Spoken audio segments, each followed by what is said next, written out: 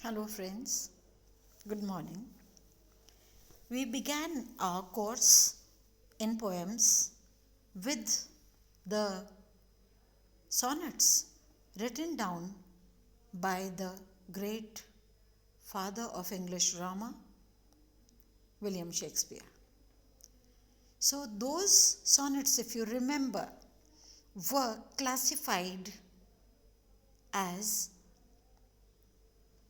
English sonnets and which consisted of three quatrains of 4 lines each and a couplet to end the poem.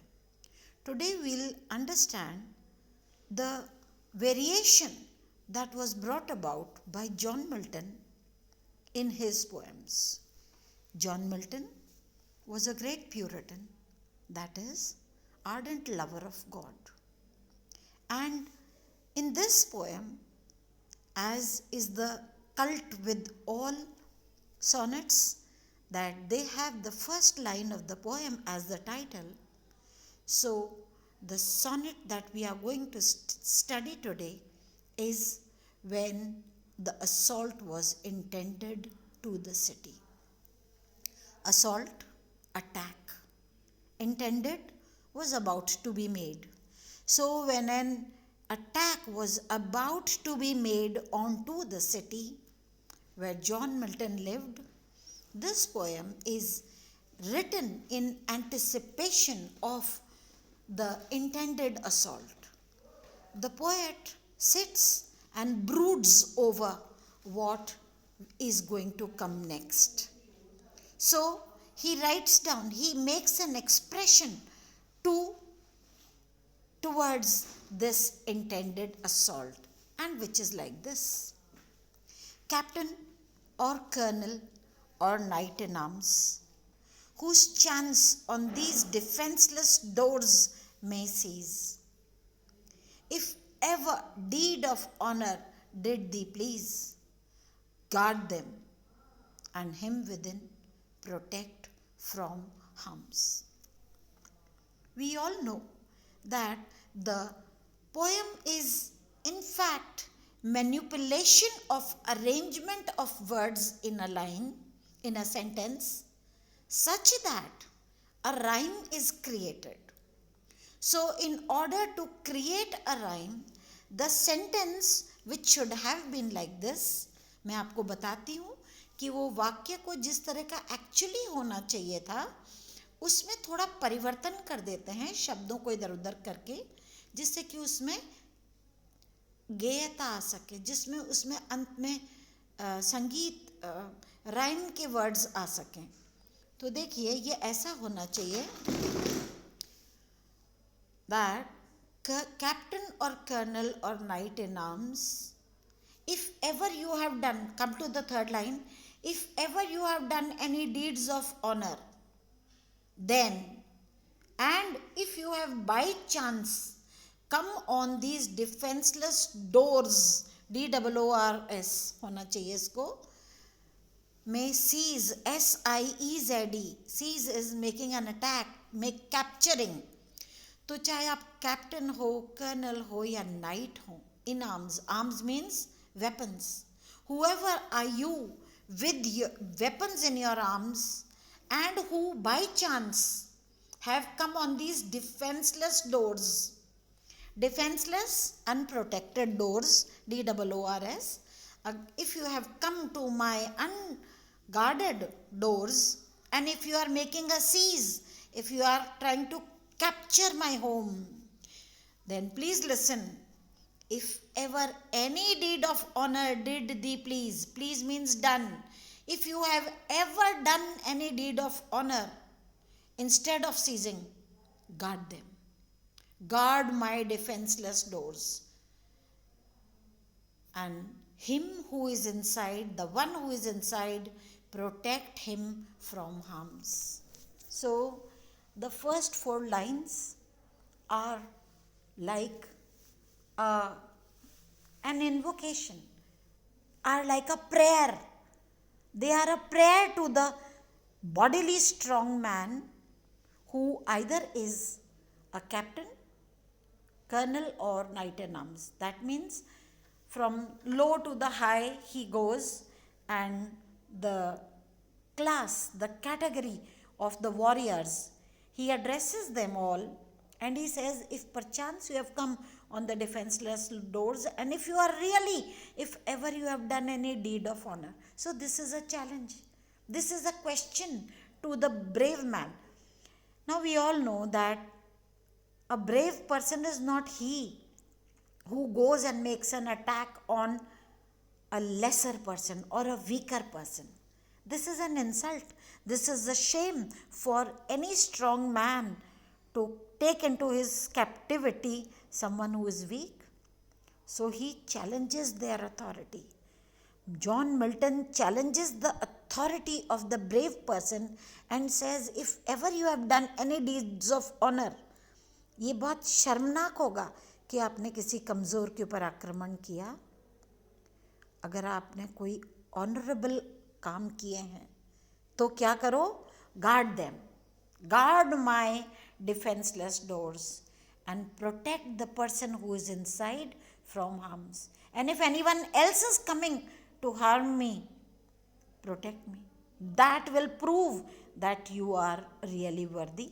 And we see that the rhyme scheme here is arms, A, seize, B, please, B, harms, A. The first four lines are falling in the rhyme scheme of A, B, B, A. So, the opening lines of the poems are an address to the brave warrior, and that there is a submission. The poet makes it very clear that his doors are defenseless, and that if the person invading these doors is a brave one, then he should guard the doors and protect the person inside from harms. And why should they do it? He can requite thee. Requite is bring praises, bring great honor. So he says, because the person who is inside can requite thee. Thee is the Old English word for you. For he knows the charms. Because the person who is inside, he knows the magic. What kind of magic? That call fame on such gentle acts as these. Call, invite, fame on such gentle acts. He says, I can make you popular because I know the charms, and I can invite fame on this gentle act of you being strong, still protecting me. And he can spread thy name over lands and seas. The person inside, that is me, I, can spread your name over lands and seas. हम जानते हैं जहाँ रवि भी ना पहुँचे वहाँ पर कवि पहुँचते हैं. This he says in the coming line, whatever climb the sun's bright circle warms. I can spread your name over those lands and those seas and those regions. Climb is region. I can spread your name over those regions where the sun's bright circle warms. The places which are brightened, which are warmed by the sun's circle. I will spread your name everywhere. And actually, this was the occasion of Alexander the Great coming to take the lands under his power. So he says, not Alexander, he takes a parallel of Alexander's doing. So he says, if you protect me, I can requite you. I know the charm. I can invite fame on this gentle act of protection, and I will spread your name over lands and seas, whatever region the sun reaches, the sun warms. Let us go back to see this in totality, the poem is a prayer made to the captain or colonel or knight who is intending to come and make an invasion upon the defenseless doors of the poet. And he challenges them that if you are a man of honor, then you will guard my doors and you will protect me because I can make you popular. I know a poet always knows the charms by which the fame of the warrior will be spread for doing the gentle act of protecting a weak.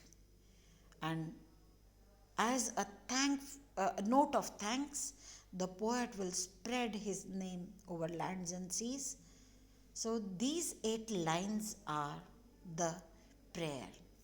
And if we look at the rhyme scheme, arms A, seas B, please B, hums A, charms again A is repeated, these B, sees B, warms A.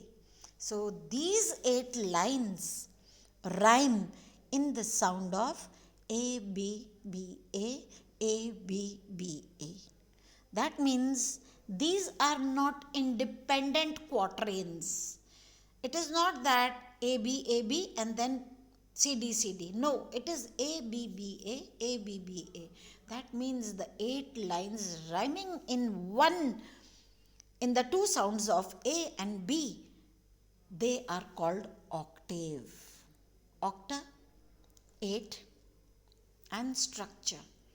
The structure of 8 lines. In these lines, in 8 lines, the poet is making a prayer to the invader, and he also speaks about his mental powers. It is not that he is completely weak. The poet is weak in body, and the colonel or the knight or the captain, they are strong in body. But the poet has yet another strength, unmatched.